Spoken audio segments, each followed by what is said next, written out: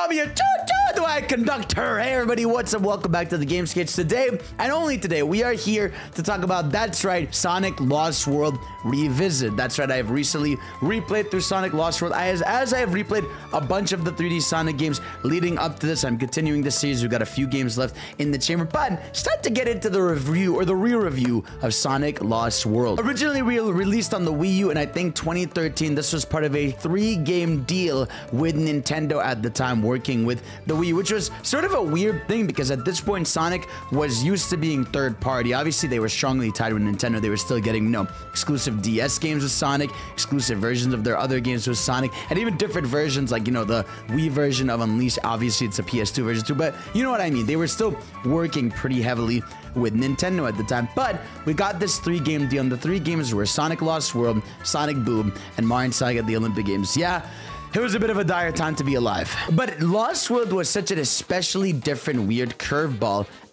because it came out right after Sonic Generations, which Sonic Generations was reviewed well critically. It felt like the pinnacle of the boost formula, as well as bringing back, you know, the 2D formula. It felt like Sonic Team had found its footing for a bit, you know, with how awesome Unleashed was, with how dope Generations was, with how much people liked colors. It felt like we were fine for a bit. And then we get Lost World, which I don't know if this was Sonic Team wanting to move on to a new style that was going to be their next big shift, or if it was them experimenting just simply for the fact that this was going to be a Wii U game. But thus, we had Sonic Lost World on the Wii U. Now, for this re-review, I played it on the PC version. It's kind of funny that this game doesn't have any other versions besides PC and Wii U, but I played the Wii U version of the game. There isn't really a difference except, you know, the exclusive Zelda and Yoshi levels, which are still really weird, but also like really fun levels, and I'll get to those. But Sonic Lost World, let's talk about it, right? We are on this continued path with Sonic at this point where the stakes aren't really high, right? We are still on the silly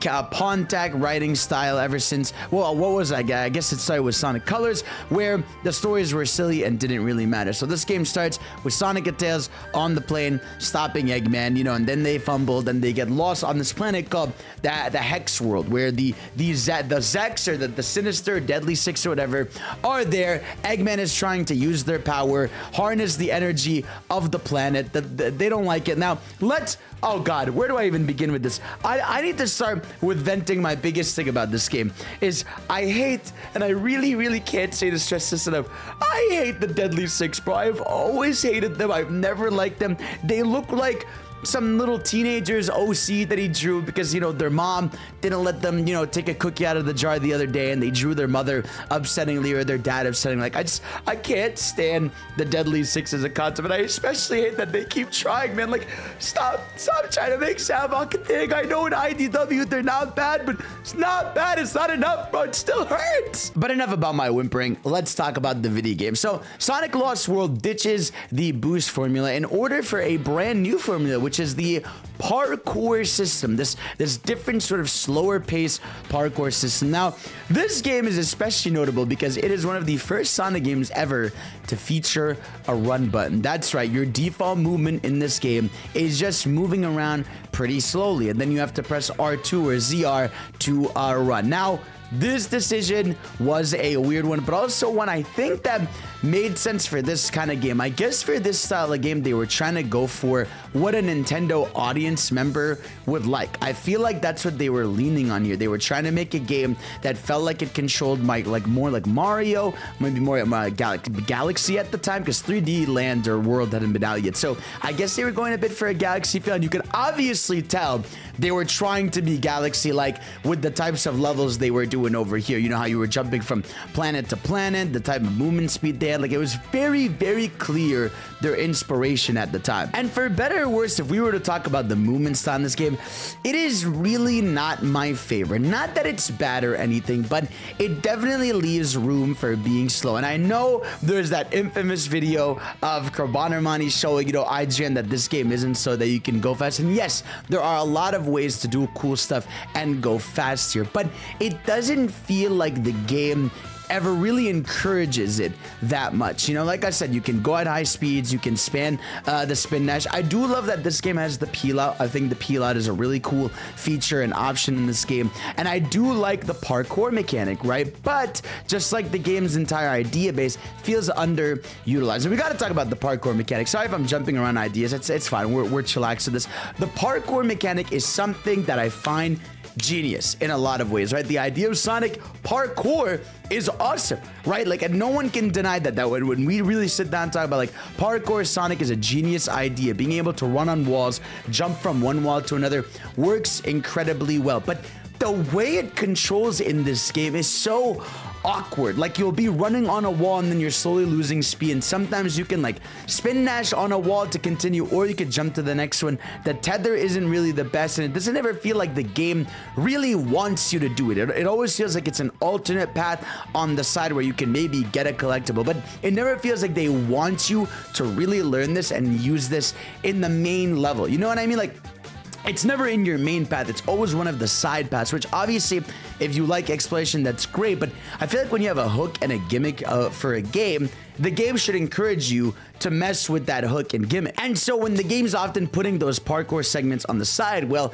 I barely feel like interacting with it, and I barely feel the need to learn it, right? And that's my biggest issue with this. So like I said, while I find it's cool, it's a little weird, right? And like I said, movement-wise, it's not bad. You have enough speed for the types of levels you're on. There's some cool segments that make you go fast. Like, I love the Honeycomb Highway level. Obviously, some really good music in this game, by the way. Really, really good. It's probably playing in the background here, but some of the music that's playing in Lost World is fantastic. But obviously, it's a Sonic soundtrack, so I don't doubt it is cooking. But obviously, what is a Sonic game without level design? And I gotta say, right, in terms of just polish, this game is really great, right? The level design and polish is great. This isn't a game where like FPS dips or something really stupid happens. I just find the level design is extremely random, and this is where I find this game is trying to be like Mario Galaxy in a way, where it tries to do a lot, right? There'll be times you'll find yourself in a regular, you know, green windy hill area, right? And then the next level will be a 2D segment near a waterfall, and then another level you're going down a honeycomb highway, right? Or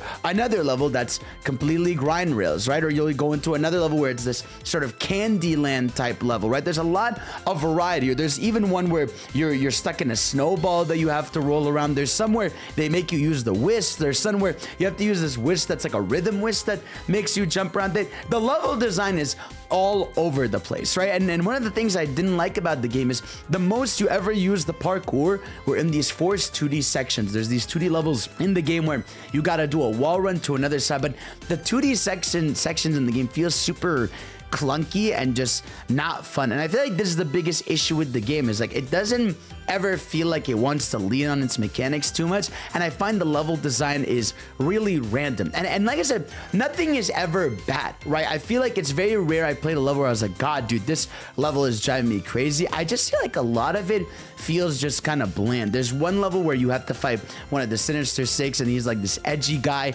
and you have to hide in the bushes, which, like, okay, I guess that's cool. A stealth mission in a Sonic game could be a really cool idea, but I feel like with a stealth mission in a Sonic game, why are you making me go slow? You know, I feel like it would be cool if you had to dash to your next destination to hide through. You know what I mean? Or there's this level where Zaz, you know, one of the villains, is chasing you as a boss, and the boss fight is lame as shit. You just spam hit him, and then he dies. And I feel like one of the craziest mechanics of this game is you can charge up your homing attack, right? So like your homing attack will have this reticle, but the more you like aim at an enemy, the more reticles go on, and that's how much more damage you'll do to an enemy. And this completely breaks the game. Like, you can deadass just, you know, charge that homing attack up to level 5 like once or twice, and a boss is dead. And I don't know why they did this. Like I said, in concept it's cool. There's also like this kick button Sonic can do when he goes towards enemies, and it's kind of cool, but like, why this weird charge up homing attack that just breaks bosses and enemies? And oh my god,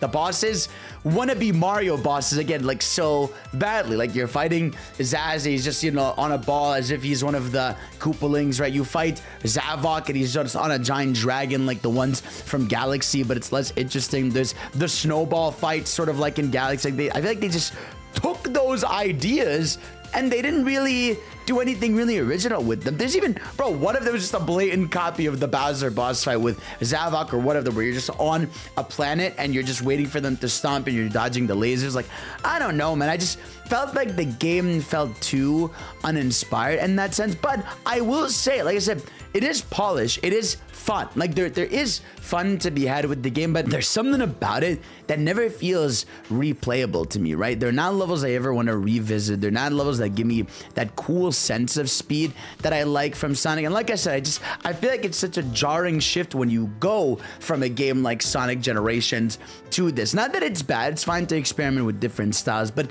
I don't know. This felt like it wasn't really it. But like I said, there are moments where it shines, right? Like one of my favorite levels in the game is one of the grind rail levels later on. You know, it's really cool. The platforming segments you have in there, the movement options. I like some of the fun ideas. There's this one casino level where you have to get a bunch of rings to go through it. I thought that one was pretty fun. There's some cool themings in the game, right? But just when you get to some like levels, like the desert level is pretty bland. There's this one 2D section where the tornado's chasing you extremely slowly. It's lame. There's even one of the levels where you're on the tornado, but I actually find the level where you're on the tornado to be pretty fun. It's just one no one really ever talks about, but that's really it. I feel like there's glimpses of the game being fun, but I gotta say, it's one of the few Sonic games where I feel nothing when I play it. I described this on stream, and I know people hate this term. It's like a sandwich with nothing in it, you know, the nothing burger. It's a classic, right, where you can eat it, it's fine, right, but you don't remember it really. And that's my biggest thing about the game, is I have so much trouble remembering things about it, even if I had just played it recently. I have flashes in my mind, there's moments that stand out, but there's a reason I feel like they never revisit the style, which, to be fair, is a shame in a lot of ways, because I think parkour as a concept should work. We've even seen glimpses of it in Sonic Frontiers, like when Sonic does the wall run. Like, you clearly want to do that, and Sonic should have parkour. And like I said, this game disappoints me, because an idea of a slower paced Sonic is not necessarily that, right? I don't really mind that much, but I don't know, there's like, in a game like that, is there any other moment, is there any reason you would be walking around and not wanting to run around? I just feel like that defeats the purpose of a, like, to be honest, right? If you put them side by side, the blue Toad speed in Mario 3D World on the Switch, put that side by side with Sonic Lost World Sonic running, I feel like they would be at a pretty close speed. I'm not even exaggerating when I say that. So I think that's my biggest issues with the game, is it just feels like that lack of speed and that lack of movement options and lack of craziness is an issue. But like I said, I mean, the game is still at its core pretty enjoyable. Nothing tremendously wrong with it. But I will say, in terms of story, this one to me offends me the most, and I think is probably my least favorite besides Boom when we get to that. I think this game bothers me, because at the very least with Forces, like bare minimum with Forces, we at least have Shadow, we at least have the gang interactions, even if they're not great. We at least have Infinite, who has potential. With the Deadly Six, it's like they work with Eggman for a little bit, they're controlled by a magic Cons, the Cons gets destroyed, Tails turns into a mech for like 2 seconds, and then he turns out he was faking it. They do this fake out death where Sonic's like, I was too slow to save my buddy. It's like the game's dialogue is just so silly, and it's not that it has to be always serious, right? You can have the Sonic and gang chilling and not having a serious plotline. I feel like Colors, at the very least, handles it a bit better, where it feels like they're on vacation. But it feels like with this game, they're trying to have stakes, but the stakes feel so lame, you know, and that's one of my biggest issues with the game, is like that the stakes feel lame, the way the characters are portrayed feels lame. I just don't like the villain. So much of the game feels like it just existed, and it feels like it wanted to be a Galaxy type game, but it didn't necessarily have what it took to be a game like that. And Ryan, while there's glimpses of good here, and the game isn't bad overall, like I have fun with it when I play it, but I don't think about it when I'm done. I don't think about it. I sit, I chill here, and I live without Sonic Lost World being in my mind. But yeah, that's really it. That's all I got to say about Sonic Lost World. Overall, a game that I think is not really something people think of fondly. I think it's an idea or a game people want to see, maybe fleshed out parkour-wise, but I don't know. I've never seen anyone ever really champion this game. I've seen people tolerate it, like some ideas, but in terms of myself, it's one that I never want to replay nor have any any drive to nor have any need to. I feel like with every other mainline Sonic game, there's at least something I can grasp onto to be like, damn, bro, I want to go back and revisit that. But this one, not really, even if it does have some good music. Guys, let me know what you think about Sonic Lost World. Let me know your thoughts on it, how you feel about it, and all that stuff. And of course, I love you, and I will see you all next time for the Sonic Boom review. Oh, God.